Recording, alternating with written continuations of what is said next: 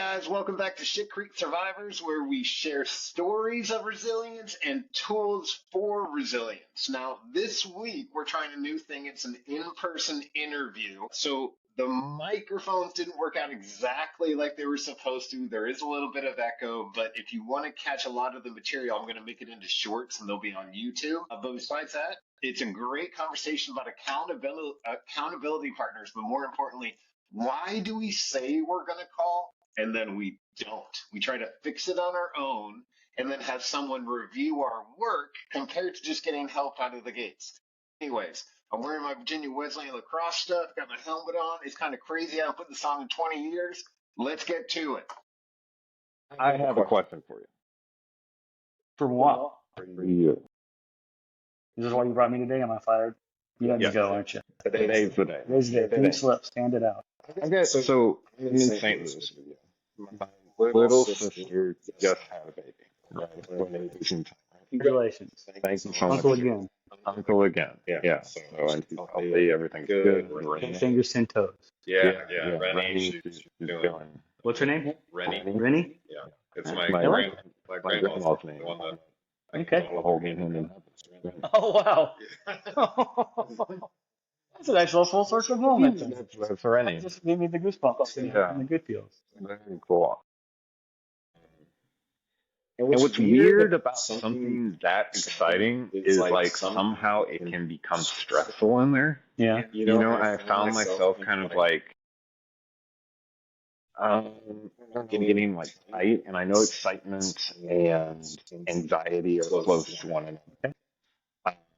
But what I find myself is like I was trying to handle it and just kind of like breathe through it.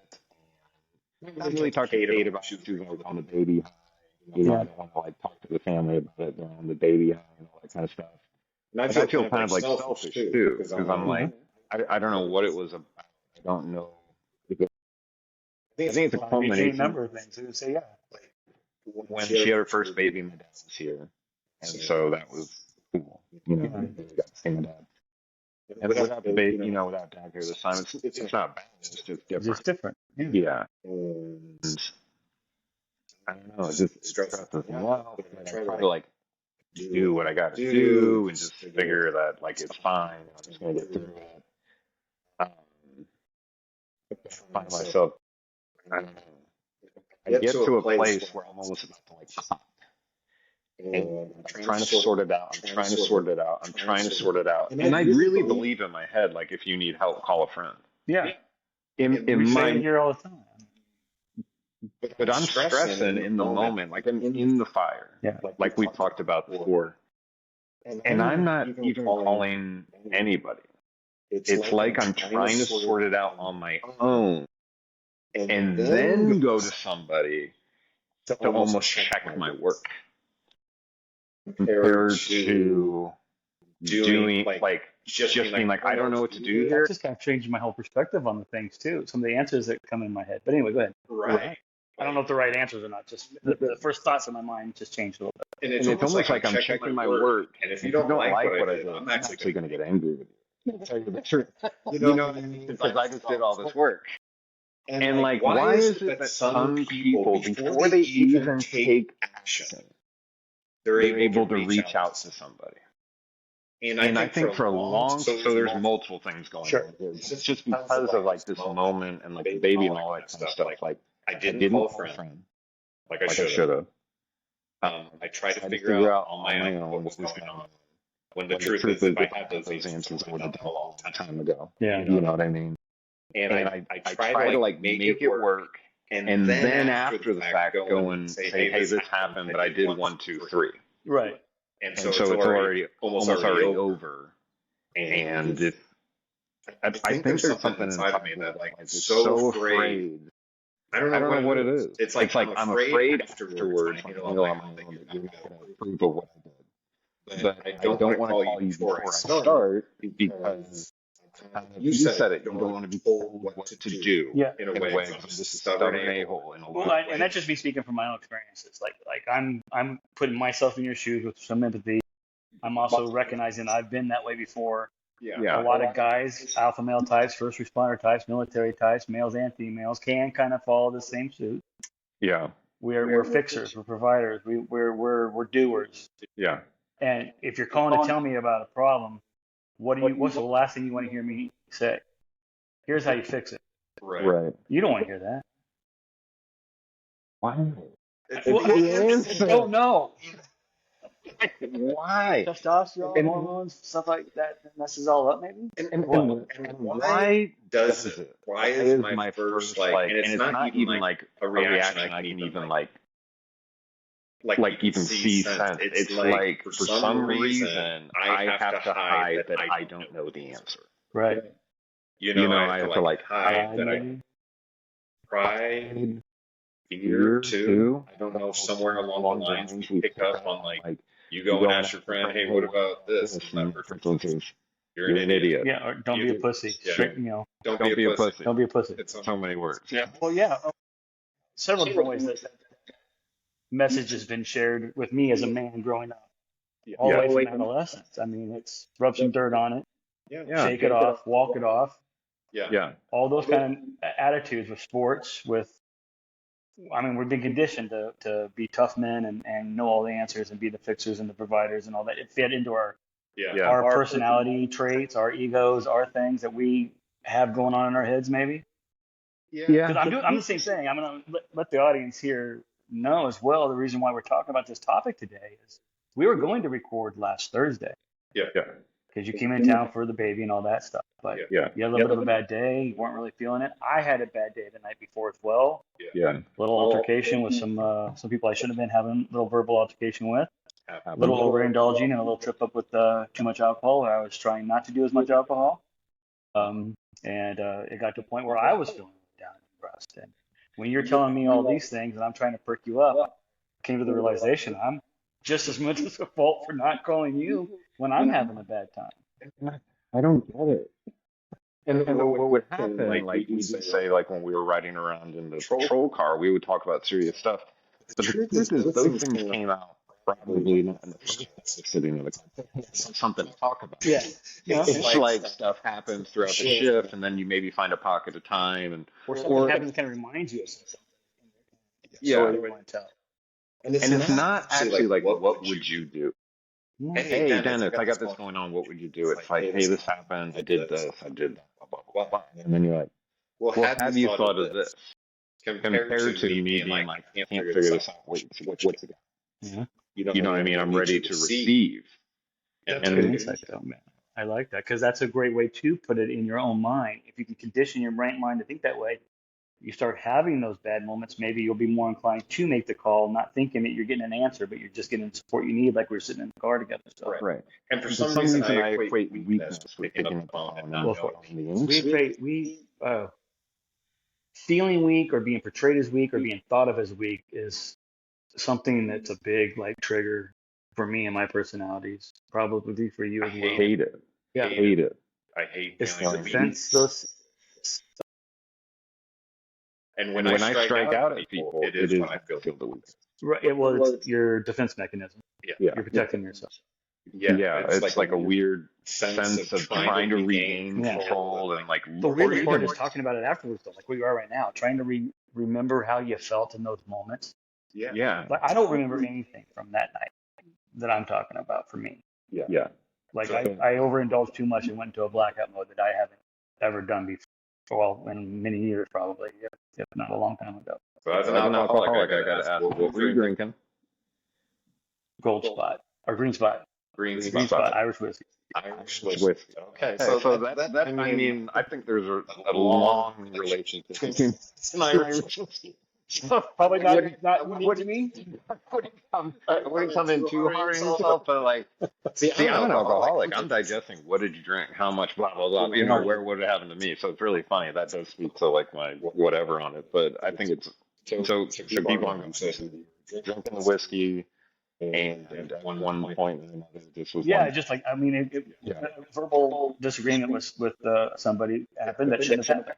Okay. And after the fact, talking about it with Julie for sure, because she was there, she saw it. Yeah. I'm like, I don't recall any of this. Okay. None of it. Not even hints of it. And how do you feel about that? Oh, I felt like I disappointed you because here he's talking about AA stuff and drinking stuff and being better. I felt like it was Our show is fucking up and then admitting to it. I know. That's what it is. So now we just opened ourselves to life. We're gonna keep having fuck ups so we can admit to it, so the show can keep going. It's funny. Is that how the Holy Spirit's gonna move to us? I guess so. And we, you know what? I guess so. And in doing so, we're serving. So it's really kind of like. Doesn't it make you feel good right there? Didn't you just get a wash of like feeling good? And yeah. A little goosebumpy? Because the devil whispers in my ear all the time. It's like, oh, yeah. what you're doing means nothing. And it doesn't even pertain to the podcast. It's like, look at you. Yeah. You know, and I shell of a man of what you could have been or should have been. Something like that. You know what I mean? Which another thing about all these responsibilities of, but we also decide, we figured out this weekend, talking about all these things off camera. Since dads have died in recent years, I got stepdads as well. We're both older brothers from siblings. We're both the oldest cousins. So now we are the patriarch of our individual families. Yeah. And that's a lot of unwritten pressure that comes in the back of our heads too that we may not even realize or have thought about talking about with each other until this happened. Right. Because I think it's definitely an underlying cause for some of my anxieties and stresses from day-to-day stuff. Like, am I picking up the mantle and carrying it forward like great men before me have done, whether it's stepdad or dad or uncles or grandpas?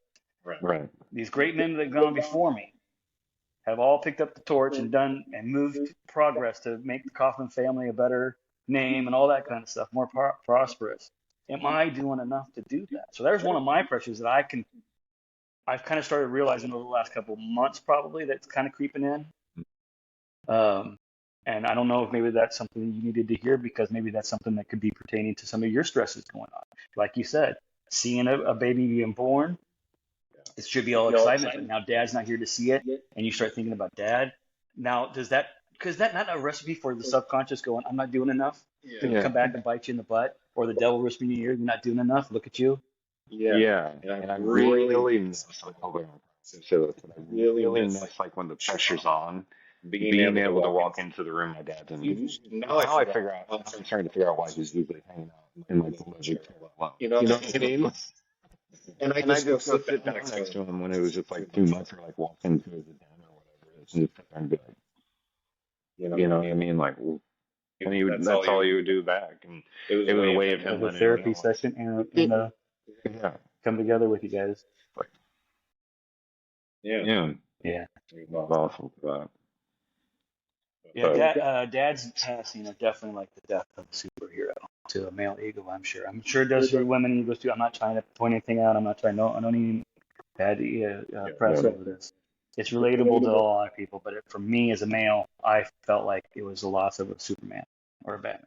Superman and Batman died a couple years apart for me in my life. Yeah. And how am I going to pick up the mantle and go on and protect the world, save the world, and Metropolis and all that stuff from all the evil doings, the Jokers and the Green Lanterns and all the things? It's like I was Robin. I was Robin. Now Batman's dead. You got to pick up. You know what I mean? So I'm out there doing all the crazy stuff, coming back, collecting all that kind of stuff. He's telling me the real hardcore story, life in general, and just having fun and blah blah blah. Life's great. So that switch. You're like, like I had. You think you're an independent, and you don't realize how often you were leaning into your being independent. Absolutely. Just like for clarification, am I doing this stuff? You know, like having either dad or my stepdad Dave being proud of me for different things. Both were such impactful moments in my memory and my mind and my ego, and made me who I was and am.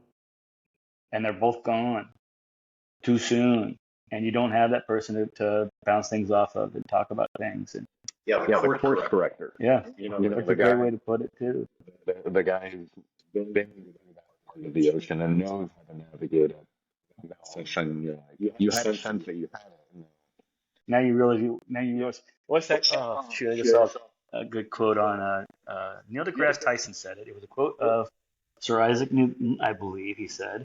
And he said he wasn't going to try to butcher it, so I'm going to try not to butcher what I heard him say. So hopefully it keeps the reference lines intact there, if you will, the reference to who gets credit for this quote. But it was as I sit on the beach looking at the ocean, playing with the rocks and the sand. The rocks and the sand are like all of my great achievements.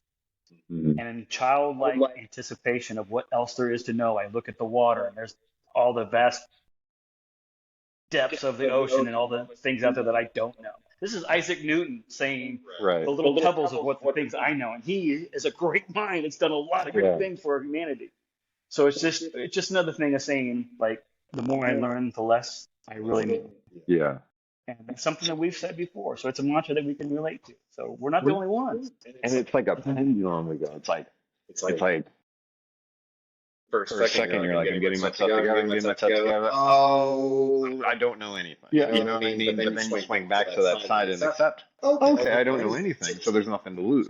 Yeah. So then like you're like on the up. You think you got something, and then like something will hit me. Or, That's life. Life is a roller coaster. Ups and downs, up and downs. yeah. But on swinging back and forth, back and forth. So we're kind of explaining how life gets stressful. The core of it is why don't repeat. Yeah. And Because look at how much similarities we're having with our stories. Right. And we can relate to other men that have gone through these kind of things, other people that have gone through these things. and And I have to understand you're not going to make me feel less of myself because I'm going through this. Correct.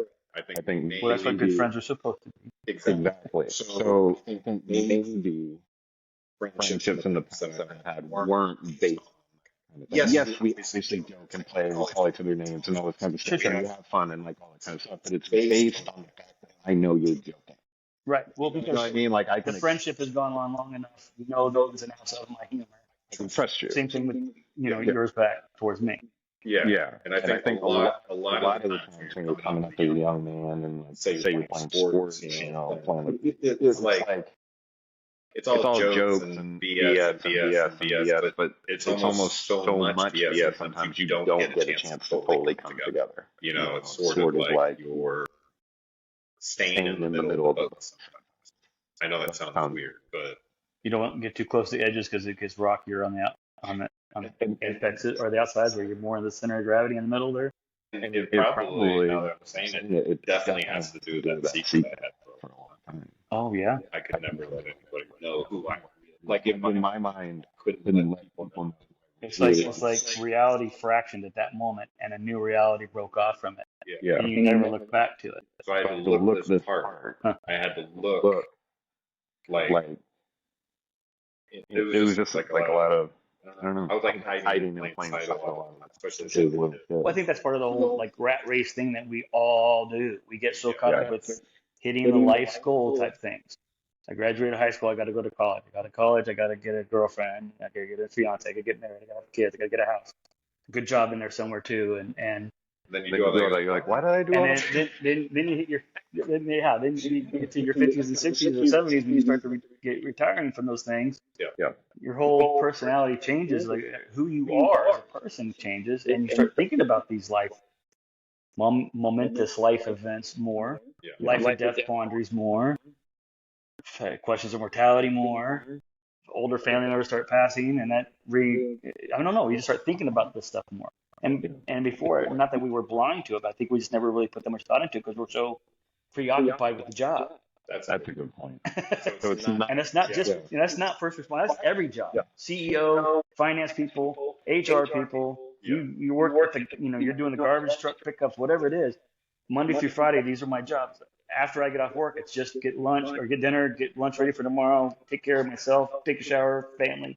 You don't really have time to sit there and digest life problems. right. So you just kind of push it away. Put it in that box and shut the door. We'll talk about it later. Put it back in the trauma stuff with everything from when I was a kid. We'll talk about it later. And what's weird is sometimes like having a work schedule actually makes you feel better because it doesn't give you a chance to dwell on it. Sure. You know what I mean? So you're constantly running and gunning, and sometimes when you run into a pocket of time where it's like, oh, and you have a chance to kind of like think, have a chance to like analyze your life. You know what I mean? It can get scary because it gets really real. It gets real really fast. Yeah, it gets real really fast, and you know. You're dealing with what ifs and directions and which way should I go, and it's nice sometimes, and then I've heard it really works in the army. You get told basically when to wake up, when to eat, sleep, when to serve, when to do everything. It's just like you just do what you're told. It's like a I don't know, like a micro organization inside of an organization. Right. Or there's actually several tiers of it too, because you got all the specialists down lower, lower listed, that it's just hurry up and wait. That's your only mentality. Everybody says that since the moment you get there. So then pretty soon you're saying it to the next new guy that comes in. This is just the way life is for us. You have to make rank into sergeant or non-commissioned officers or into officers before you start having the more stuff to do in between these slow times. That you get to sit down. Yeah. There's still pros and cons to every avenue and every part. You've got to figure out what's going to work best for you. But I can see that. Yeah. Even guys coming out of prison, they have a tough time because again, they were told when to eat, when to sleep, all that kind of stuff was provided for them. So now they're like, get out. Like, oh shoot! Like where do I start? Because I'm used to things being. Not always, obviously, but that has been some people. Staying as long as they can. They're getting food and shelter. Yeah. My retirement plan, I'm going to, I don't know, rob a bank with a squirt gun or something to make sure I go to jail, but I don't actually hurt anybody. What was the dream after I retired? I can't believe nobody's called me out on this one yet. I was going to get in a low-speed chase from the cops with marijuana. 5 miles per hour. I don't want to hurt anybody. I just want to get in a low-speed chase to run away from the cops, because I've always been on the other side. So I always figured I could tell, the cop at the time. I'd be like, come on, man, I just retired. I just wanted to do it once. Throw me a warning. I didn't see you. Just straight face it all. Whatever. Pick it however angles you want to, man. I could be either one of those. That'd be funny. And then if he still writes me a ticket, I'll try to throw myself at the mercy of the judge with the same, come on, I always did it on the other side. I didn't hurt anybody. I purposely went really slow. I purposely didn't get too stoned. You know what I mean? I put a couple little safety nets in there. Yep. I just wanted to be a bad boy one time. I wanted to break some laws. And maybe he'll give me a break. I think I need to wait till I'm more in my 70s so I get that pity. Put that on the resume. Before I get that. That might hurt the top secret clearance I'm going for this federal job. Yeah, I would wait till after. I should wait till after. Wait till after. The next retirement. You'll have better ID too. You'll have federal ID. I didn't cheat. I'm sorry. Oh, goodness gracious. That's fun. So, again, why am I not calling when I need to call? And it's just it's because I'm maybe insecure. Probably. I think what would hurt worse, though? Like, calling me and telling me things and feeling a little bit better about it, even if I do give you some corrective suggestions that you didn't necessarily need, you're going to feel pretty good about that. Or you're going to feel even really bad if you try to call me and I say, not now, bro, I can't talk. Or I don't answer the phone. Or you can feel like for whatever reason, you feel like I saw you call and hit the red button instead of the green button. Right. And it put you to voicemail. And you hear the one ring and it goes right to voicemail, and then all of a sudden you start getting insecurities. But really, my phone line just been turned off. Right. But, I think I would do that. I don't know about you. I think I would do that. Yeah. If I tried to reach out to somebody and it didn't go how I had it in my mind for some reason, I would feel like... Not doing that again. Yeah.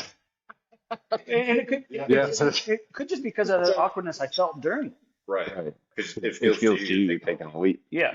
And so then that positive reinforcement or negative reinforcement is going to be lasting. Right. So I wonder if we already did it before, or maybe this is us now trying not to rewire our brains to call when we're having bad days. So you think like subconsciously or like we have to like subconsciously we're kind of pushing away from some other bad experience that happened 20 years ago with a different friend and for different events. Right. And you're just not connecting that dot because it wasn't nearly as serious or wasn't after any kind of trauma stuff. So it's not as glaring. But it's still a little glimmer down there. Glimmer. Yeah. Still a little light. There's still something to it. Yeah. And like we said, trauma kind of like angles. Yeah. So then when you start feeling this way, you're like, I don't want to risk that feeling again. So I'm just going to wait until I get this figured out. Yeah. So between societal pressures as a young boy, shake it off, boys don't cry, to whatever one bad little thing here and there with a friend happened, to our own egos and self-consciousness and anxieties and what ifs and what ifs and what ifs and what ifs. Yeah. Between those three variables, and probably a couple more that we haven't thought of, we just don't do it. Yeah. And if you really think about it, it takes courage to reach out. Yeah. Like you just it is a leap. It is like I don't know why. I'm sure there's people watching right now. They're like, "What do you mean? Just get on the phone." You know what I mean? Maybe it's I don't know. Maybe there's a 20-year-old guy right now that's listening and relating to some of the feelings, but also being like, no, just call. Yeah. No, no, my age group, we all have it amongst ourselves. We got a problem, we call. Yeah. Maybe they're doing it right at Yeah. a younger age, and they won't have some of these roadblocks that we have. Yeah. I guess we're a little old school. Yeah. I mean, me old school. You know, I mean, those are like the pilots who came back from World War II all burned up and didn't shoot people. Yeah. You know what I mean? Like just that was just the way it went. It's just the way you did. Yeah. Is that a good thing or a bad thing? Is it a good thing that we're not like that anymore, or a bad thing? I guess with everything to both sides. I know. That's a list I don't really want to make because I don't know how fruitful it would be. I think it'd be pretty fruitless. It doesn't really matter. They're all the wrong answers. It's just trial and error. Just make the call. It's trial and error, and then you're actually like waiting for someone to find a secret sauce. Yeah. And I think we've been trying to look for it, but it doesn't work like that. It's like this day you need this, and the next day you might need the exact opposite, and it makes no sense. I'm always trying to like categorize it like this works. This is in my, you know what I mean, forever and always. But there might be a That worked for you is what you got to add to the backup. Yeah. So, hey, this worked for me when you offered it to somebody else. On this day, with this state of mind, which This worked for me once. I yeah, don't know if all the variables I had going on are the same as the variables you have going on. But yeah, I guess that's the complexity if of they it. match up a little bit, it might work for you. So just put it in your hidden pocket. And that's also what we keep saying on this podcast. Tools Absolutely. for the toolbox. Even if it doesn't work for you, it might work for somebody else. So keep it in your toolbox. Absolutely. And what happens for me is like when I help people, I learn so much that I didn't even realize because I see another person take it, and a lot of times they take it and put it into action in a different way. Sure. You know, like you may Another say, perspective you hadn't thought of. right? Like I might say, meditation really helps me. Yeah. My wife took that and said, "There's no way I'm going to be able to meditate. What about yoga that keeps me moving?" Like meditating. Because then you're actually like, that made sense to me because it's hard to sit there and like kind of whatever. So what if you're able to kind of do it in flow state where you're moving and different places like golf. Yeah, exactly like golf. And like painting and whatever it is that works for you. It doesn't matter. You've got to educate yourself and instead of worrying about the other person's opinion, realize you're trying to move forward. Yeah. And like put that in your pocket and understand that's the win. You know what I mean? I've come to the end of all my answers now. I gotta call somebody else. It's like I'm not seeing the angle on this. Maybe Colin's got it. Yeah.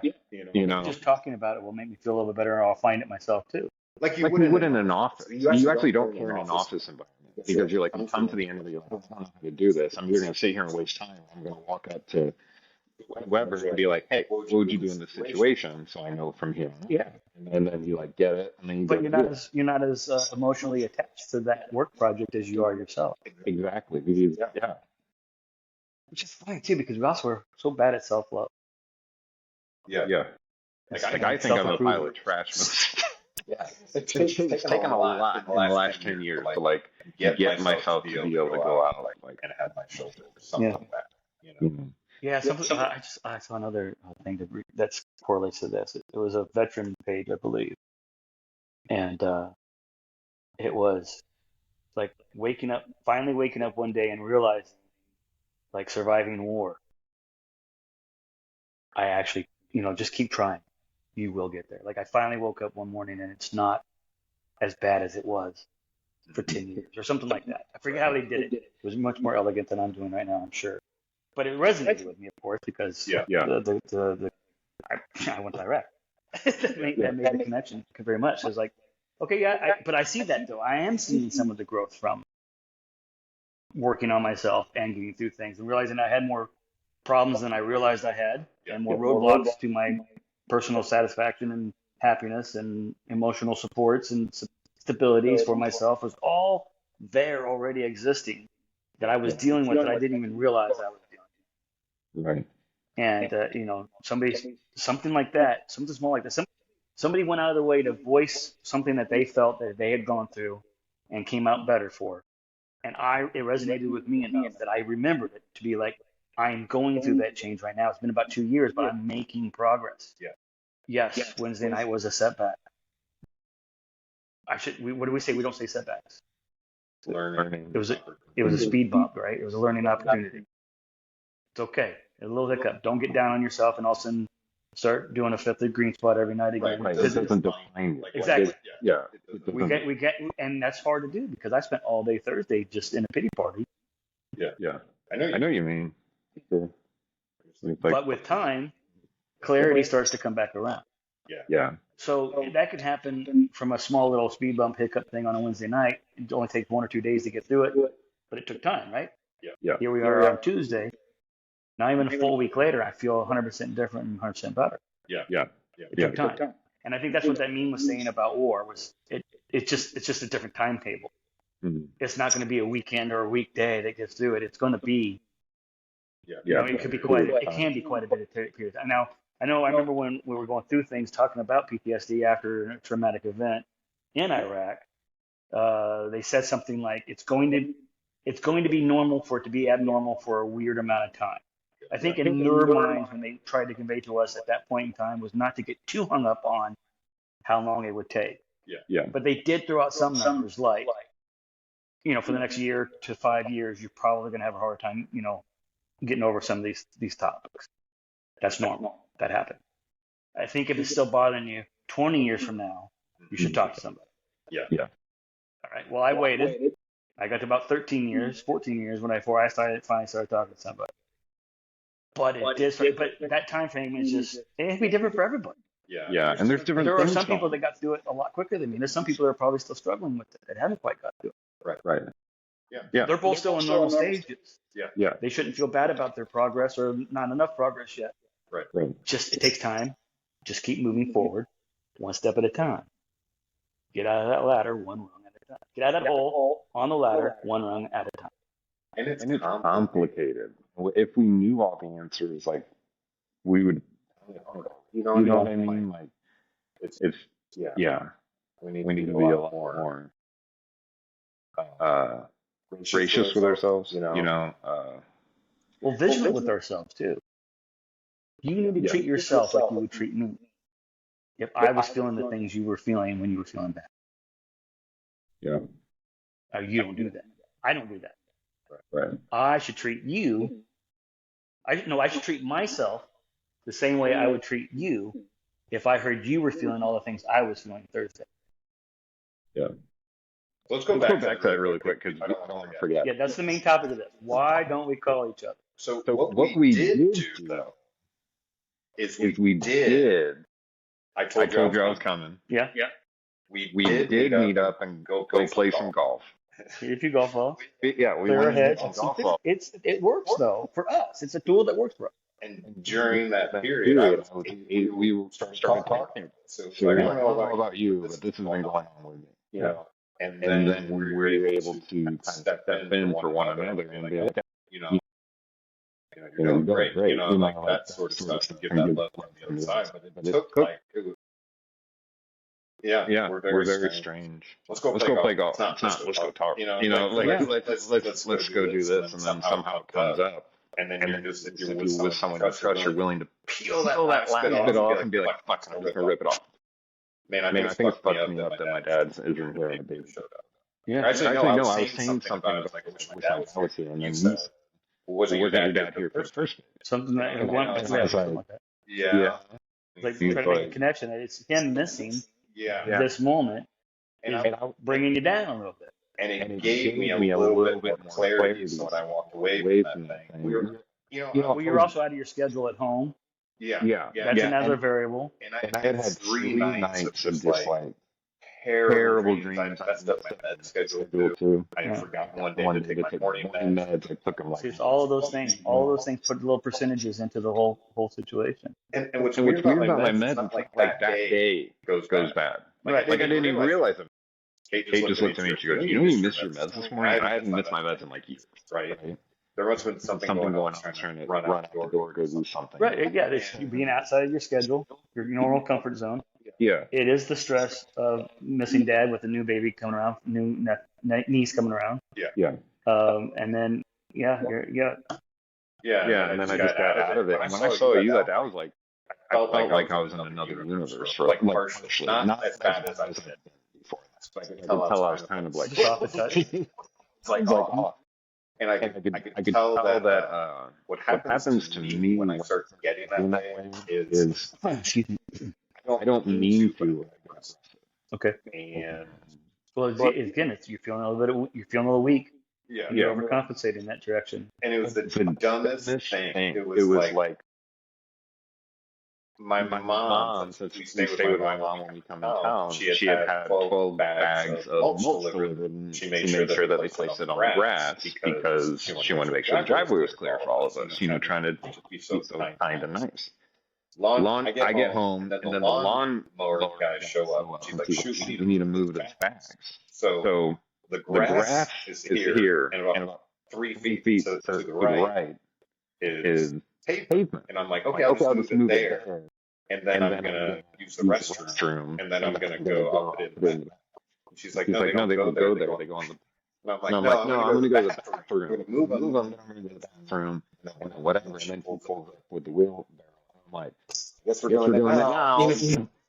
So I was like salty. The straw that broke the camel's back, so to speak, because you were already thinking of all these other variables, all these other stresses, the medicine update, the not being on your schedule, your new baby, new life, thinking about death, mortality, all these things are coming into play. Pressure of having to poop. Yeah. My stomach gets all off when I travel. I don't know what it is. Your food change. You go into a little bit of shock when you change systems like that. It just doesn't usually affect you as much. But when you have other variables, and I think I hate that it like matters. I hate that I'm vulnerable or like volatile. I refuse to let it happen. And by that point, I'm just like that cork. You know what I mean? Like it's like I'm being shaken, but I'm holding the cork in as tight. That old Scottish heritage. You related to William Wallace. I guess. You're not taking shit from nobody. Yeah, I guess. I was born and raised in Glasgow. You know what I mean? Like he was in ship when he was like less than 10 years old. Like I'm serious. Because in Glasgow, it's a big shipyard, and they're building. Work as soon as you walk. Yeah. Wow. Pretty much. And so like later in life. What year was he born? It's 1940. 40. So by 1950, he was working in a shipyard. He was born in a bomb shelter during a bombing raid. Wow. In Glasgow, Scotland. They were trying to take out the boats that were being built. Yeah. So what happened is like the men are off to war, and women are primarily in charge of like doing all this. And what happened is in the evenings when the air raids would come, everyone was right? So even one of my great aunties would show up and have to be shooting the anti-artillery gun. She'd bring extra underwear with her because she'd pee every time. So imagine that, you know what I mean? And then sounds like a strong woman of history there in the family. I got a couple of those myself. And then they've got the they didn't want the bombers to come too low, so they hang those the balloons with the cables. Okay. Slice up the wings of the plane gun below it. So that would keep trying to keep the bombs as high as possible. Hopefully, but just shooting up into the darkness, trying to. Yep. The freaking Nazis were about to drop bombs on you. That's insane. That would be a completely different kind of warfare that I don't know that I know that very well. At home, I mean, that would be weird. Yeah. Home. Yeah. No, well, I definitely don't know that. Well, I don't know. That's what I'm saying. In my mind, at some point in time after the events of Ferguson, after your shooting, yeah, even being home and in the police department, started making me feel like I was deployed again inside. And I think that's also why I realized 10 years after that, probably, that I really needed to go talk to somebody because I'm dealing with things from before I worked with you that are affecting where I work now. And ultimately did way more than it should have. That's all on me. No, don't say No, that part of me, that part of that of me not working on myself sooner, acknowledging problems from before working with you, would have led to fewer problems at that department that I did have. Yes, there are some. I think there were some less than best leaderships I've ever had situations. But at the end of the day, I need to be responsible for how I react and how I control my business. And there were parts that I was doing right and surviving and doing it the right way. And then there was the parts where I got into a funk and depressed and anxiety, and then I just never got out of that hole until after I left. It's amazing you're able to say that right now. Because what it is you're able to kind of come up. Like AA is pretty simple, regardless if you're like an alcoholic, because it makes you account for the things you have done. Yeah. So that way you can come to terms with them. And like if it's not just like some people think, oh, I've got to write a whole list of people I got to apologize to. You know what I mean? That's one of the steps, though, isn't it? Unless it's going to harm them. What it's really doing is you're taking accountability for the play, regardless if you don't say something. Right. You're basically like getting good with God. You know, you're like, I did this, could have handled it better. Conscious. Kind of. Yeah. You're just putting it out there, and it turns out you don't get struck down by God in that moment. Yeah, you know, like it's for you. Yeah, it's for you. It's because a lot of times when we do things, we try to run from it. I do. You know what I mean? Like if it were up to me, a lot of times in my life, I would have just ran away. You know what I mean? Just avoid it all. Just avoid it all. I don't see anything good coming out of this, so I'm just gonna avoid it. Yeah, just go. That's a personality trait. I just I told you about that new app, didn't I? Yeah, the Intuit or something like that. Whatever. No, it wasn't Intuit. What is it? Impulse, I think. Impulse. We're gonna tell people about Impulse. Impulse. You should probably reach out to us. Yeah. Give us some props here. I'm giving you some plugs. Absolutely. But like I've only taken a few of the tests. There's some cool games on it. Some mental tests, puzzles, things like that. So you can work on. On like some mental exercises, I guess. But the personality trait write-downs were pretty good. I just read you like a little paragraph of what the beginning of what some of these things said. And you're already going, yeah, I can see that. Yeah, I can see that. I can see that for myself as well. Yeah. But I mean, if you open that up, it was a long list of talks about things that pros and cons and personality traits that you have at work with work relationships, personality traits that you have at home with home relationships, all that kind of stuff. It's a long thing. You're reading through it. And at one point, you're kind of like, are you just throwing mud and whatever sticks is actually kind of close? Or is this really that fine-tuned that is picking up on these things? When you read things that you're going, I can see that. I can relate to it. I feel like that is a good representation of me, even as a weakness. Then it's kind of like, okay, is there some facts behind it, some real to it? I don't know. I'm not going to speak to the legitimacy, but I liked it. Right. And it worked for me, and it's another tool that could work for you. Yeah, for sure. And that doesn't care what your background is, what your race, religion, anything, beliefs are. It's just going to be you and your answers, and it's going to tell you something. And if it works for you, run with it. If it doesn't, share it with somebody else, and maybe it'll work with them. What I'm finding lately is when I was a little kid, I was diagnosed with ADHD. Okay. I hated it. Yeah, hated that I was identified as like with a learning disability, right? Because I had that memory of the little kid thing. Now I'm being told I'm done too. Yeah. So I'm a sinner and I'm done. It's actually kind of amazing how we turned out, though, if you think about some of the things. Think about some of the things. You live under my roof, you're going to live under my rules type of things, right? Yeah. There was a video going around of a mom saying, I'm going to say old toxic statements like that to my 8-year-old to see how they respond. I'm not going to finish it. So you live under my roof, you have to. And blank, wait for him. He goes, have fun. I don't know. There was like 8 more that she did, and she started to tear up at the end of it. She's like, I didn't know I was going to tear up on this, but I'm starting to tear up. I'm like, it makes you wonder. It makes you wonder about that. Yeah. How much, I mean, like, there's some truth there to that stuff, like that kind of parenting techniques. That some things that I probably did really wrong then, because I kind of just copied the blueprint from people before me that were also failed and had some mistakes. Yeah. And some mistakes that I didn't like that bothered me. So why did I just repeat them? Same reason I don't call you when I'm not feeling good, right? Same reason you don't call me. We just get this ego thing. We're gonna fix it ourselves, I guess. I don't know. Yeah. It's hard to admit when you're wrong. I think that's another basic human personality trait that we all have. I think we like being right. We like being able to tell somebody that we're right. Yeah. It feels better being on the correct side, whatever that correct side is. It's tough to hear, and it's not that you're right in the situation. It has to do with like your life. When you find out, maybe I haven't even been living life. Right. You know, it's not about going left or right. It's like, what am I bringing to the world? It doesn't. I mean, and it doesn't have to be like grandiose idea of what you are bringing to the world. I'm a good person. I try to make people smile around me. Who do I want to be? And what kind of person do I want to be thought of after I pass? Like, what do I want people to say about me? Right. I've worked really hard on trying to flip the point behind them, because with all the head injuries I have, I'm pretty sure there's going to be a chance that there's a period of time where I'm out. Yeah. I might have a helmet on. I'll throw rocks at you. Exactly.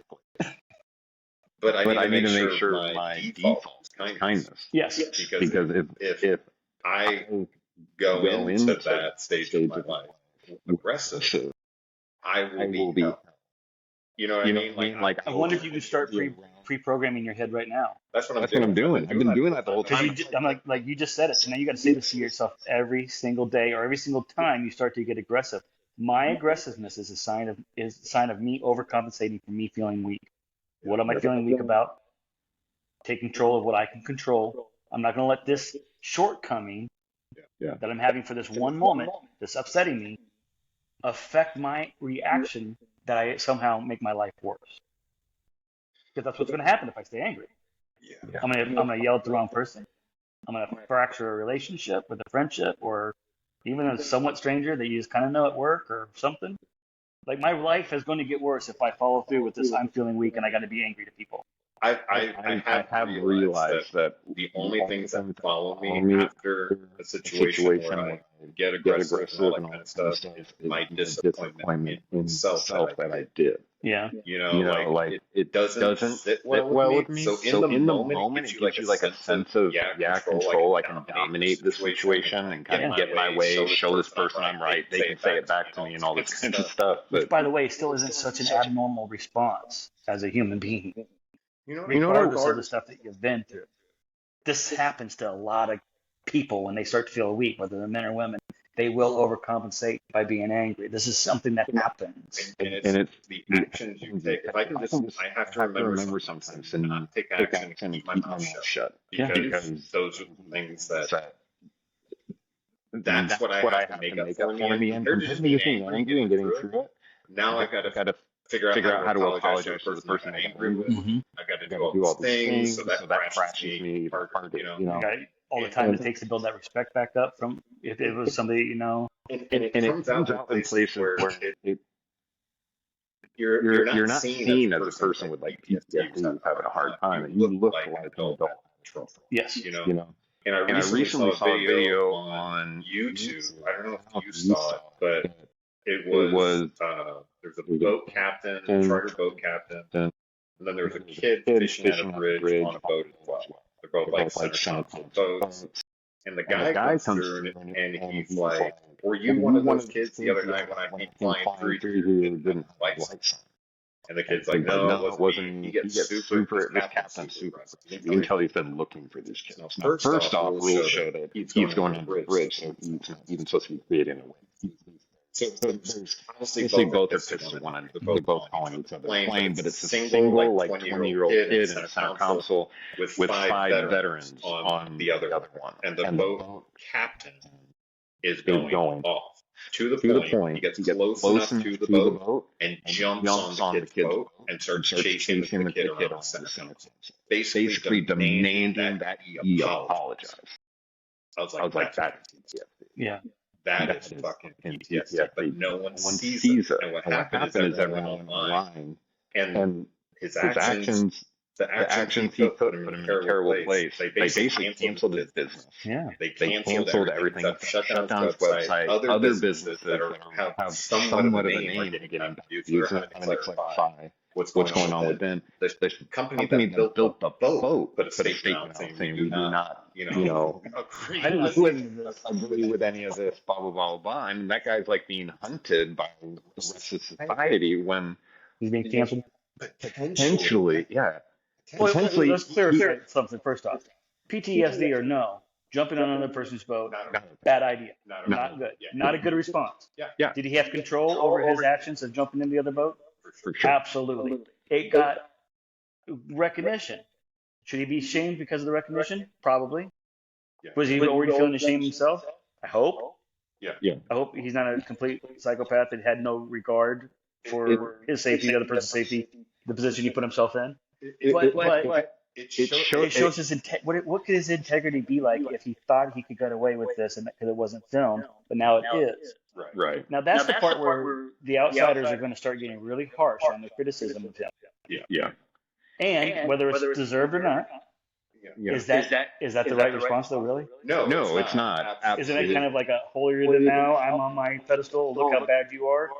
Why don't you go ahead and look back at the mirror at yourself real quick and realize that you've done some dumb shit too? Exactly. And you're not really in any position to criticize him for it? So what I'm saying is, like, I could see that there's much more going on there than an altercation between people. Exactly. He had been carrying that since the moment it happened, and he was ready to bullshit. He had been running it over in his head, He was wrong. But unfortunately, I've had those obsessive feelings. I think everybody has too. If I see him again, this is happening, blah, blah, blah. It's happened in high school. Yes. It's happened in junior high. Yeah. It's happened in college level. It's happened in adult levels. It's happened after trauma. It's happened without trauma. It's happened. And you can become a person who never did it before, and all of a sudden you're there. Yeah, well, it's that straw. What the hell? Everybody has a straw. Enough pressure will happen onto you that something small and meaningless like that can happen, and you can have an outburst. And it can happen in road rage incidences, people that have never had trauma. That's why they'll honk their horn and flip somebody off. You reached a moment where you did something that you wouldn't normally have done. Yeah. Now I feel like some of those moments come a little bit more readily for us, a little bit after some trauma and some experiences and things. It doesn't make it right. No. It makes it an easier go-to because we've crossed that bridge before. So therefore, that bridge is now always going to be easier to cross. It's kind of like, have you ever done any training for like heat exhaustions or cold weather injuries and stuff like that? Hot, cold weather injuries, overheating, heat strokes. What's the really bad one? Heat strokes, not the bad. What's the worst one? I forget. I feel like there's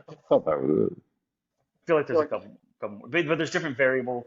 But once you have one heat injury, you are more susceptible to have more. Once you have a cold, things like that. There's lots of examples here that we can pull from. I'm just trying to pull a couple here to get an idea about it. I think the same thing can go on to that story where we're just like the same kind of thing happens. I can see that. Yeah, where it just like becomes easier to cross that bridge because you cross it once. I agree with that. So it'd be easier to have the road rage before. So that's going to make it even harder to stop the road rage things. So now, is road rage like the gateway drug marijuana was? That was all the hard stuff, right? The gateway emotion. If I'm able to have the road rage and flip somebody off and I've already crossed that bridge and so easy to cross that bridge, now is it going to be easier to cross the bridge and jump into somebody's boat? I get where just the escalation. So that means you have to be even harder. I don't want to say harder on yourself, because that was a bad way to put that. You need to be more vigilant. The barriers. With the mantra of what are my triggers and how to control what I can control. And have a plan of action before it happens. You get angry. And I have to incorporate what do I not want to go through after this. Yeah. Don't want to get arrested. I don't want to hurt anybody. Yeah. I don't want to come at anybody. I don't want to be seen as an aggressor. I don't want to, you know what I mean? Like, none of this helps me with my Well, right, because it's not who you really are as a poor person. It's not who you want to be as a poor person. Right. And it just reminds me of who I don't want to be. Yeah. But for some reason, after you've been, It's like a light switch goes off, you almost don't have no control over it. yeah. And you know, man, like I was pretty Yeah. high and all that kind of stuff. I know something changed. You're right. Once I crossed that bridge, it got a lot easier to do, especially when you think you're right. Yeah. And especially when you feel like you have the right to latch on the world a little bit. You know what I mean? Because it latched on you. That's a weird way to say that. But you almost feel like the sense like, all right, game. Well, it's eye for an eye kind of mentality. It's another like built-in basic emotion that I think we all have at some level. Yeah. To some degree. Some of us have more control over it than others, but you do something to me, I'm going to do something to you. You do something to my family, I'm taking out you, your family, and everybody who talks to you. Yeah. You know, I got to one up it. I got to one up your crazy. I got to one up your scary. I got to. Yeah. Do you think that's just indicative of like first responder types, or do you think that's everybody as well? I would say it's all. I would think it's everybody as well, for different reasons, because we all go through different things at different times in our lives that affect us in ways that they affect us. Yeah. And it may have affected me differently than it would have affected you, and it may have affected you differently than somebody who's never been a first responder. It may affect them something. It's just different, varying degrees. It's hard to compare and try to. I guess the only thing that brings us together is the fact that we all know the answer. Sure. Fix the thing, and if that's the commonality that we got to get together. How about the commonality we come together is that we're all living life. We're all gonna have ups and downs. Yeah. And we're all gonna just try to make the most of it. Yeah. Leave the world a better place than you found it. Yeah. Even if it's just by a freaking nice garden. That's what Robert Frost said in his poem about success. I'm almost positive it was Robert Frost. I used to carry a card that said it, and I don't remember all of it, but it was just success is, a redeemed social condition, a healthy garden, a healthy child. Don't worry about what other people think about you. Just, forge your path, do the right things, all that kind of stuff. That's success, to have succeeded or something. Yeah. There's more to it. It's a good one. I don't know. That's a good one to look at. Robert Frost, success. Yeah, it's like seeing the glass. Or Ralph Waldo Emerson, success. That's who it was. It wasn't Frost. Okay. Emerson. Ralph Waldo Emerson. You're more educated than I just remember stupid little facts about everything I ever experienced. So I can always recall something random from 20 years ago, and it seems like I have a good memory, but it's just because I remember one little fact, one little smell, one little look, one little color, one little smile, whatever. In high school, you have to give like a quote for the yearbook or something like that. Like when you graduate. I had no idea. But it seemed like everyone had like a direction they were going. Still hadn't like committed to it. I still hadn't like decided I was going to the military. Decided what I was going to do. Kind of feeling pressure. And they're like, put a quote together, and I don't know how I found it. I don't know where it is. I don't know where I'm going. I never looked at the process. This is real. You know what I mean? Yeah. Like I remember that quote. But it's true. I mean, it's funny how things change so quickly. One moment you be like, I have no freaking idea where I'm going, and then like within a month I was committed to it. Program, getting accepted on academic probation, which makes no sense.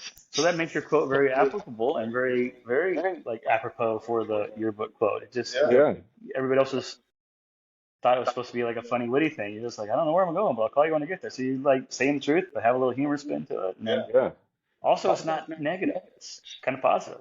I mean, you say I know where I'm going, but it's more overall a positive message than a negative message. Yeah, I think. I wonder if you think you would come up with that again right now after you've gone through the things you've gone through and the life experiences you have. You're over almost. It's like you've almost preset your default to what's going to happen next. I'm broken. I'm trying to get better. All of these things are who you are right now, and you might have to get past that phase pretty soon to really be successful. To really be successful with your life change and you're taking care of yourself, your mental health, your physical health. Does that make sense? Because you can't keep going to the negatives. Negative attracts negative. Positive attracts positive. With our emotions and our feelings and our attitudes, it is infectious. Yeah. If you come to my door crying, sad about life events, things happening, it's really, really real. I'm going to relate with it because I've been that sad, and it's going to make me sad, and we're going to be sad together, and that's fine. Yeah. For a moment. We've got to overall, our preset has to be positive. What we can control, make it positive. How we react, make it positive. Try to find positive out of negatives. Look for positives in situations. Look for positives in people. Look for positive in the people that you have those old problems with. I know this is something you kind of addressed a little bit recently in some of our conversations. Yeah. Maybe it's time to start getting into that mentality, like make that the base mentality now. It is no longer that somebody did something to me. Something happened that could have happened differently and probably better. Yeah. But it didn't. And it could have happened any other way because it didn't happen any other way. So now, I'm going to go off screen. I heard a quote recently, and it was really cool. I'm probably going to butcher it. But it was someone who was through some sort of recovery program. He said that one of his first sponsors said something to the effect of like, "You're not here. Your mission on earth is not to be loved. It's not to be comforted, and it's not to receive kindness or something to that effect. What you're here to do is to love others, to care for others, and be kind to others, or be compassionate towards others. And in doing that, What was the golden rule in gifts for Christmas and birthdays? It's better to give than receive. Better to give than receive, but it's actually saying in doing that, that means everyone's loved. Yeah. It's just like heaven, in my opinion. Right. You're It's loving everybody, which means they're loving you. For the parable from my Pastor Meyer in Topeka, Kansas. What? Heaven and hell, the difference between heaven and hell. Both places are the big, long banquet hall full of food, and both have really long chopsticks. But in hell, there's anger and frustration because they're trying to feed themselves with these long chopsticks and they can't reach. They can't get their food. In heaven, there's choice, sharing, compassion, and love because everybody's picking up the food and feeding their neighbor across the table. So you're saying we're meant to help one another. Yes. So why does it feel so good? Why does everything keep pointing to this topic? So back to It's true. It's real. back to the main point. why don't we ask for help when when it actually is what the other person Is there for in a way is meant to do? Yeah. What was the other? It actually gives them joy. What was the other thing that we went through that I saw a video of and I shared it on here several episodes back? A plum tree doesn't eat plums. A pear tree doesn't eat pears. Apple tree doesn't eat apples. Your fruit isn't meant for you. That's why you can be sad and depressed, but if a buddy calls you, you're able to give them advice that you should be taking yourself at the same time. Yeah. This is not a brand new concept. This is not something that's foreign to a lot of people. I mean, it is because we don't talk about it enough. We don't digest. It's like we know it, but we don't live it. So awesome. We're talking about how do we do it? It's a Great concept. It's a great concept. So how do you do it? Good question. Because once you get in that sad moment and you're looking for those tools in the toolbox, you're just looking right over that screwdriver and looking for the wrench, and then you realize that screwdriver's right there. I don't know. Maybe we just don't want to be dependent on anyone. Yeah. But that's also like a mask of I got this. Right. Because it feels feels different. I don't want to be dependent on anyone. It seems like I don't want to burden Yeah. compared to. But what's the other part of the things that we've been saying all along? You need to treat yourself like you would treat me. When you're calling yourself with your problems. So what happens like in life, we try to do this initially as children, and then maybe we point it and shut it down. Or it's just part of us constantly going towards the social contrast of the strong male that doesn't cry, that rubs dirt on it, and all that kind of stuff. Like somehow I think shunning people and cutting them totally out of my life is strong. And that's how I deal with such shit. But it's really kind of weird. Well, I mean, there is some strength to it. It's a realm. There's some strength to it. If there's something, if I mean, like if the tree is not producing fruit anymore, do you leave the tree in the orchard? No. Right. Yeah. For sentimental value, but it gave me so much fruit a long time ago, 5 years ago. I just can't bear to cut it down, even though it could take 2 more trees could take its place and actually start getting fruit again. That's a big life concept, right? That's a huge life concept, and it's easy to say. Again, sitting here from this side of the table, talking to you about your issues. What I really need to be able to do is hear that for myself in my head. I can't really do that because my fruit's not for me. I have to then call you and let me have some of your fruit so I can share from your gift, and that'll make me feel better. We know it works. It's a working. So now I guess we just have to convince ourselves, like trying. So maybe we have to come up with a code. Instead of being like, hey, I'm struggling, it's like, hey, I need 8 minutes. Sure. Or just, hey, what's up? You got a minute? Yeah. So like just yesterday, shared the garden trip on like Facebook and Snapchat, stuff like that. And I didn't see the message till this morning because I went to bed, 11 o'clock last night. I woke up at 8, 9, milled around, made my coffees, took through Facebook. See one of the comments that came around 12:30 in the morning because it said 10 hours ago or 9 hours ago from an army member that I used to be with, and he's like, he liked the pictures of the garden, and it was just miss you, brother. Yeah. So my mind automatically went to a 12:30 in the morning text of a miss you, brother, from an army guy. Yeah. I need to check on him. And I even said it to you and through the text back and forth, like checking in on him. I'm like, I saw that message. I know I've been in there at 12:30 in the morning. Weird thoughts start going through your heads. I just want to make sure I'm checking in. I'd rather check in on you and you laugh it off than not check on you and regret it years later because you did something. So now we have to find a way to do that to ourselves, though, to pick up the phone and call when you're having that sad moment.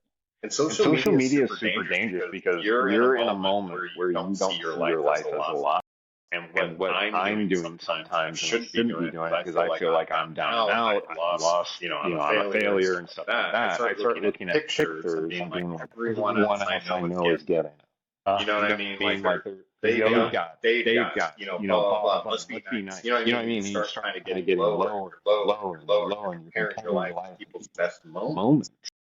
I found it just getting on social media. First off, and then I if you have any outbursts on social media, it doesn't feel good afterwards either. Yeah. So I had to like eliminated myself from social media, and it made my life better. Yeah. Anytime I'm on social media, I'm either looking for something having to do with faith, recovery, PTSD, alcoholism, or just like, you know what I mean? I have to be very careful that I keep like, I'm looking for these things today compared to just like, and just like getting lost. But while that's still good, can probably necessary sometimes. Yeah. To look for all those things to kind of recharge your battery, to give you some more tools for your toolbox, to kind of reaffirm the direction you're going, stay on your path, and all that stuff. Can I just interject that maybe after you've done that for a little bit, you get to an acceptable spot, you can also then go through Facebook to see some old friends, see how their life are going, give them a couple likes, and do it out of happy for them kind of thing. Yeah. Like I wasn't able to do that for a try long to make now it's time to be happy. I'm going to stop talking. I'm going to stop looking up these things that are kind of more negative. If they're helping me positive, stay positive. I get it, but it's negative stuff. Alcoholism is a negative thing. I'm saying. Right. So you're looking for things to stay on the right side of it, but you're still in that mindset when you talk about alcoholism, and alcoholism itself is kind of the negative thing. Yeah. So I'm just saying, like, while that's a success and good and needed, and you need to do it, I'm saying give it like an extra 5 minutes to make the screen time more enjoyable somehow. Yeah. Gives you some endorphins, give you some good feelings going through your veins and emotions and hormones. Yeah. Where you're seeing somebody's life, or even some of your own memories, or do some daydreaming about where you want to go on your vacation next. Yeah. Things like that. Yeah, I enjoy Give yourself some positive spins at the end of doing that, looking up, recoveries and staying in faith and trials and tribulations and how to overcome, how do I stay on the path. Right. Great stuff. Don't get me wrong. I'm not trying to take that away from you. Don't want to just balance it with something else too that's a little bit more positive energy. Yeah. Driven. You're right. Yeah.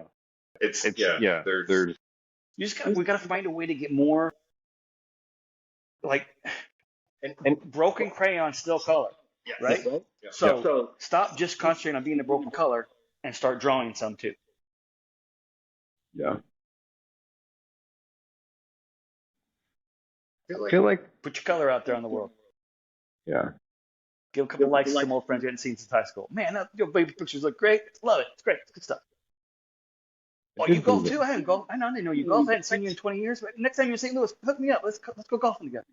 Or you ever find yourself in Atlanta? I'm living in Atlanta now. Let's go golfing together. Like catch up on old times. Just little things like that. Just throw it out. Even if nothing ever comes out of it. No, now you're passing positive vibes on everybody that you put likes and loves on the Facebook statuses. You're giving them some affirmation that they do have a good family and that golf is fun and this is a good picture and all that little stuff. And just more positive vibes being spun into a positive ball. Yeah. You're feeding the good wolf instead of the bad wolf. Yeah. You're trying to feed the good wolf, but you're talking about bad wolf problems. I don't know. Yeah. I'm trying to think of all the different ways I could say it. No, I got you. No, I appreciate it. Yeah, sometimes you can get so focused on being broken that that's all you focus on instead of you're identifying as a broken crayon instead of still being able to color. So you got to get that extra part into it. It's like that part matters. Yeah. Not just saying that they can still color, actually coloring. I mean, this is still a very I'm with you, and I am simple so proud of topic what we. or way to say it, I guess. But It's basically meaning in life and living it compared to watching what happened in the past. And that is after 9/11, this was a thing. This was a lot. I was a police officer after 9/11. I was down in Dallas. Yeah. A Major airport. A major airport. Yeah. Did you? I don't know if I should talk about any actual events. I guess not that big a deal. It was in the news. There was a guy with a fuse just sitting on a plane. It was going from Kansas City to Houston, I think. They diverted and landed in DFW because somebody saw the fuse coming out of his freaking air pocket on the shoes. All he did was take a fuse out of an M80 and put it in his shoe, trying to be a smartass. Thought it was funny. No, not funny. Not when the plane got diverted to a completely different airport. I was with I was kind of with the SWAT team at the time. Yeah. And we were getting ready to get on the plane to go take this guy. To go arrest this guy. And since it's a full plane, the higher ups are like, okay, we know you're there. Don't go yet. We're going to see if we can figure. We're getting all the tools in play. So they had to be the leader. They had to know the whole overview of everything. They knew that we were just one element ready to do something if we had to. We also had the pilots. He also had K9, able to sniff the thing. They're also able to do a background check on the name because they were able to see what seat he was in and look him up. He's not making any movements with the light or down to the light, so everybody freeze. Let's figure this out. The way you're supposed to. Yeah. And ended up, that's when it was figured out that it was just a fuse. He was arrested, but we didn't do a big, boarding or anything like that where nobody got, no collateral damage was ensued by any means at all. No bumped elbows or your heads or anything like that rushing into a plane going to the seat. How did it work? Did you get boarded as normal? I think we were on the jetway, but so we couldn't hear everything inside the plane. But I think they had the pilot making announcements over for the police, like I'm talking for the police. Here we go. Everybody at this point in time needs to really listen because things are going to escalate really fast if it doesn't. I'm imagining right now. I have no idea how it really went down. I'm kind of imagining. And it was probably something like first row, all three of you, without getting any of your belongings or reaching for anything, or just stand up and walk towards the front and off the plane. Next row, do the same thing. And they probably just, because they started coming off very slowly, and we were there, ready to go on. And I'm sure at that point in time, some of the people that didn't know what was going on were probably like, oh shit. Well, I saw a lot of those faces as people were walking off, like what the fuck was going on? I'd be excited. I'd be like, what's going on? Oh, I was in full kit, Yeah. Back below and everything, nothing but eyes showing. I mean, I'm in the thing, P5, everything. So that was interesting. I forgot we were getting off topic here a little bit. 9/11. After 9/11, what was the main? This is back in track. After 9/11, what was the big thing that everybody was saying? Like, around. We were probably being told I don't think we really had grief counselors necessarily. Maybe we just kind of did it as a peer group, have an after action review thing where we talk about stuff. And the big thing I'm trying to take away from all this is after a terrorist activity that scale, 9/11, people were going to be afraid to fly. People were going to be afraid to leave the house. People are going to be afraid.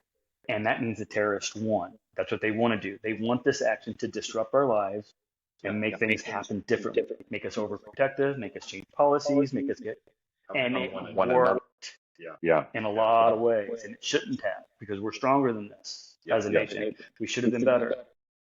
We did okay. We did get some unity. After 9/11, there was some unity in the nation. I get it though, the fear of flying, but what's the answer? In that fear, you have to know. You just be a little bit more aware than you used to be, aware of your surroundings. Have a little plan of action more than you probably used to. That sucks. That you have to adjust our lives so that we regard some.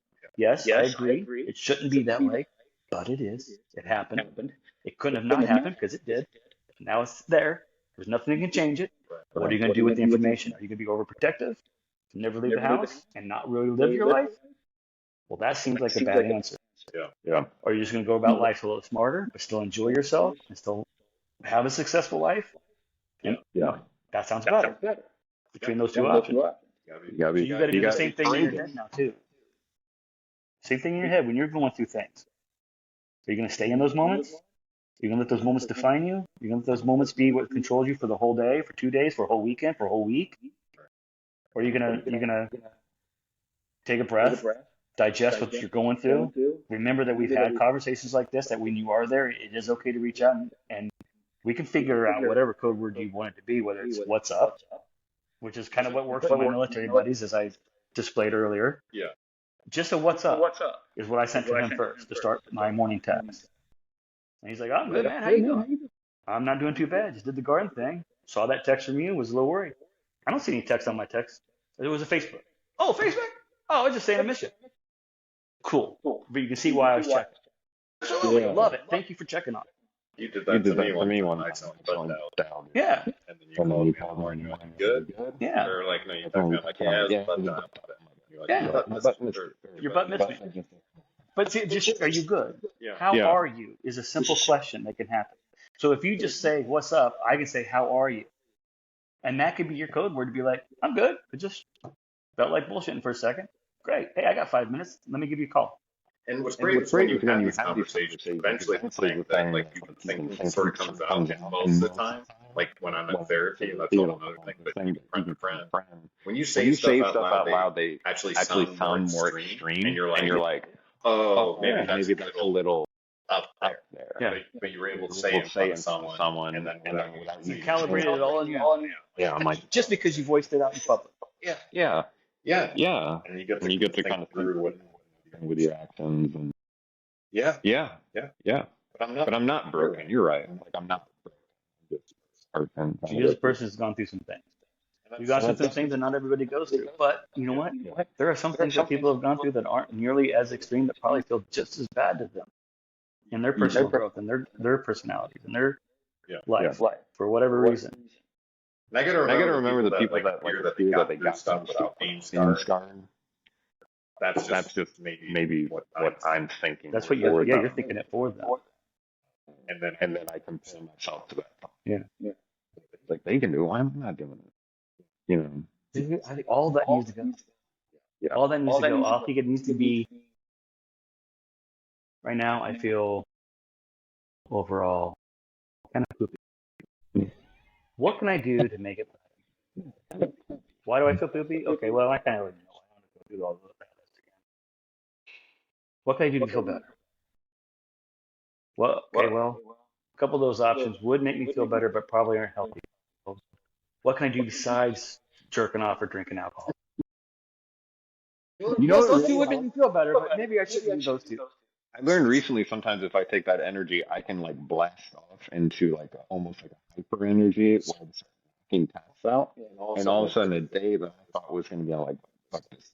So I start knocking pass out. By the end of the day, I'm like, good. Yeah. You know, I mean, so not only did I office things, you got a couple reels set up for the podcast that you send out, whatever. Yeah, I got you. Yeah, and then by the end of the day, I have like accumulated and from like, you did Yeah. and I always do better on those kind of days when Julie's actually with me. It's like yesterday. We knocked out so much with the garden, but we were doing it together. I don't think I would have been even half that productive if it was a Monday through Friday when I'm here by myself and I was just doing something myself.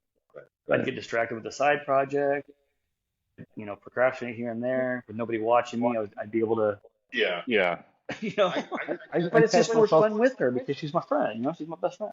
That's one of the things we said Thursday after we were sorting things out from Wednesday. I go, this just stinks, doesn't it? She's like, yeah. I go, yeah. You're like my best friend. Why are we not getting along? If I'm not getting along with my best friend, then life doesn't feel good, right? So That's the word about like even if I feel like I was right. Yeah, it's still not fun. It's like yeah, just stuff.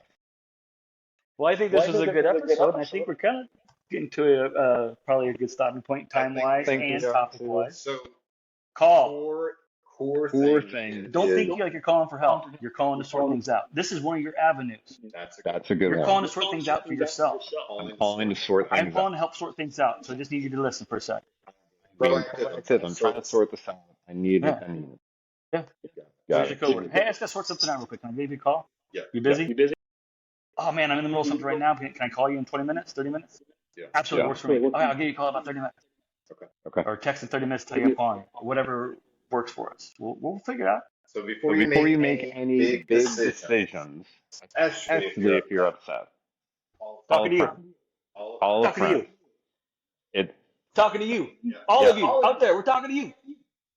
Call a friend before you make any decisions. I know from personal experience that my opinion in a moment could change 10 minutes later. Absolutely. And I'm probably missing something. A lot of times I talk to someone like Dennis. Actually, Dennis is one of my key people to talk to besides family. He is family. And yeah, absolutely. We got to work on our handshake.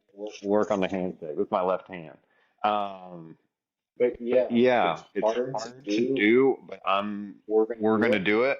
And I encourage you to do the same. It's better than making a decision quickly that you may regret, and living with that regret the next day while you're sorting things out, whether it's, you got angry or whatever it is. The best thing I have to do is sit on my hands sometimes, get through the moment, call someone and No, that's right. for advice. Advice, or just to call to sort things out.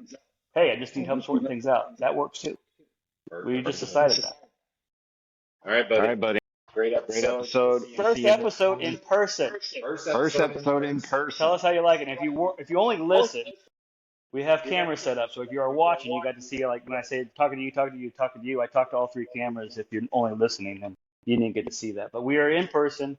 We have our phones and computers set up at a couple different angles and cameras stuff, and hopefully it all worked out. If it did, we'll try to do it more often. If it doesn't, then we'll go back to normal. If it didn't, then we'll still use the audio. Yeah. And then maybe I can pick that primary camera and so it just look like that. Yeah. You'll get it. I know you will. You'll figure it. You're rocking this stuff. Yep. All right. Peace out, everybody. Thanks for listening. Thanks for listening. Please share and comment. Share and comment. Leave a post. If you want to have a great week, we love you.